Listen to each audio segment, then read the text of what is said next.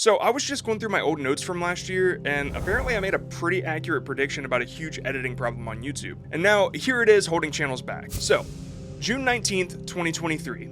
It starts off with a scene description, so let me just paint you the full picture here. Is this what we've become? This is what gets attention? What's the point? Every day I see editors on Twitter post their action-packed video edits when nothing is calling for action. It doesn't make sense. Don't get me wrong, it works, but it won't work for long. July 8th, 2023. I think viewers will soon grow tired of overcompensating boring videos with retention-based editing, if they haven't already. As the standard for editing quality rises, the videos that will truly stick out are the ones that inspire emotional reaction instead of distraction. You know, it's funny, at the time that I was ranting about retention editing, take a wild guess at what I was doing to my videos. At the time, I was studying bigger channels, what they do best, what the viewers want to see, and how to make that work for my videos. And well, it worked. My first video blew up to 350,000 views, and there were so many comments about how they loved the editing. And though it took me a long time to make, it seemed that that's what the people wanted to see, so I went for round 2. I was so focused on making something happen every 4 to 7 seconds, and I remember I wanted to make every scene look like it could be a YouTube thumbnail, which is cool and all, but it was ambitious, and it took a lot longer than the first video. And it reminded me that this style was completely unsustainable if I wanted to be a consistent creator. But that video did well too, except this time I noticed something new. It seemed that there was a trend emerging amongst the comments that were more critical. Now, I'm not saying those are bad videos or anything, but what viewers were looking for was clearly shifting. And because of this, many creators are now thriving with a super simple strategy. Super simple strategy. Let me explain. Imagine you're going to a party. You've had a long week and you're just ready to blow off some steam. So you get to the party, you walk in, and as you get to the center of the room, everything goes quiet. Suddenly, 8 people are all looking at you, and one by one they walk around you, forming a circle. You're literally the center of attention.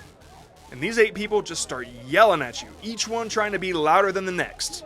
They all just want you to look at them. That sounds fun, right? That's been YouTube for way too long. And now, the party's over. We're now in the era of the kickback. A stress-free hangout where no one has to worry about things breaking or cops being called because it's just a small group of close friends. People you trust. And when you're in the mood for a kickback, parties just seem so shallow. That's how a lot of viewers are feeling about YouTube and the plethora of overwhelming retention-edited content, especially when it involves yelling. Pile on a barrage of overused sound effects, zooming text, constant cutting. While these things can be tastefully done, it doesn't matter anymore because they're so overdone, and most lack any semblance of originality. Viewers want remarkable, not repeatable. Editing for retention with no other reason than watch time equals more views, it's not going to provide much stability because attention is an ever-evolving phenomenon that will make something irrelevant quicker than you can say fidget spinner. And I get it. I can't tell you the last time I sat down and watched a video like those first 2 I made. They're not bad videos by any means, I just wish I had spent less time convincing viewers to stay and more time communicating and connecting with them. Retention editing often comes at the cost of connection, and it's difficult to resonate with a creator that might exhaust you. Viewers are maturing, so content creation needs to as well. That's never been more apparent to me than when I unexpectedly made my first million-view video, and I had a bit of an epiphany. The video was about Sam Solik, who you've probably heard about, young dude, big on bodybuilding and fitness, and he just so happened to grow from 8,000 to over 3 million subscribers in like just a few months. The thing is, even though he's breaking every YouTube rule, he's still going crazy viral. In fact, I think his most popular video is a 57-minute long trip to the supermarket, and there's like nothing happening either. It's just him being himself, and I guess that's his appeal. Just a dude talking to a camera. No matter which one you see, his videos are real and raw, like super raw. They all have very little editing, so you won't see any B-roll or special effects or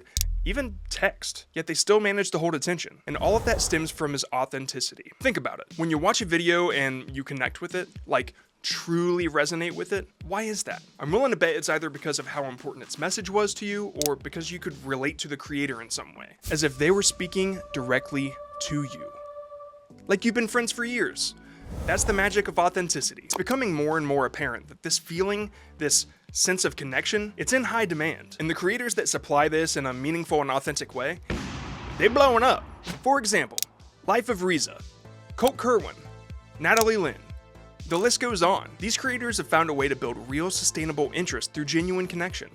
They use the pace necessary for the video, often a little slower, and that allows their passion to shine through enough for the audience to feel it and truly appreciate it. Now, authentic editing isn't about throwing away all of the editing techniques. It's just about using them to enhance your message instead of drown it out. Let's talk about how to do that. Number 1. Selective editing. Let your footage speak for itself first and foremost. Then when you need to enhance what's being said, use simple visual aids. Think easy cuts, clean graphics, text overlays to only emphasize key points or sections of your video. Sound effects are optional, and music can set a good vibe if done right. Just make sure the volume is appropriate for the moment. And when you're speaking, it should be low or non-existent. Number 2. Focus on flow. Mismatched editing will confuse a viewer more than engage them, so when it comes time to edit, stay consistent to how you felt when you filmed it. For example, if you're teaching someone how to build a birdhouse and it was a relaxing experience for you, you probably don't need a fast-paced intro with action music. Edit to the context of your content. 3. Talk the talk. Speak as if you were talking to a friend and let your words come naturally. Now, that doesn't mean don't script. I'm using a script right now. Scripts help remind me of the points that I want to talk about, and when I get to them, I speak about them as if I were talking to Rob or Dan. Number 4, tell stories. There's nothing more original someone can offer than personal experience, and this is something that I found most helpful when I'm making videos. Number 5, and this is most important, do you.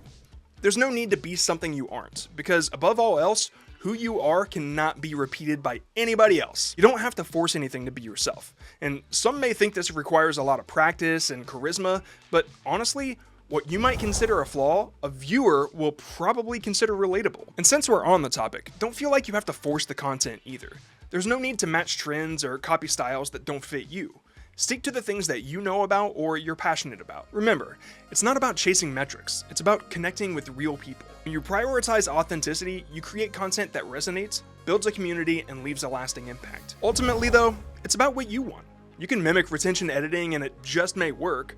There are viewers that watch, but will they stick around? Who knows? Personally, I found the best way to grow on YouTube is to genuinely connect to the viewers. Unfortunately though, that's not the only thing that matters, because without knowing the best practices, I wouldn't have viewers to connect with in the first place.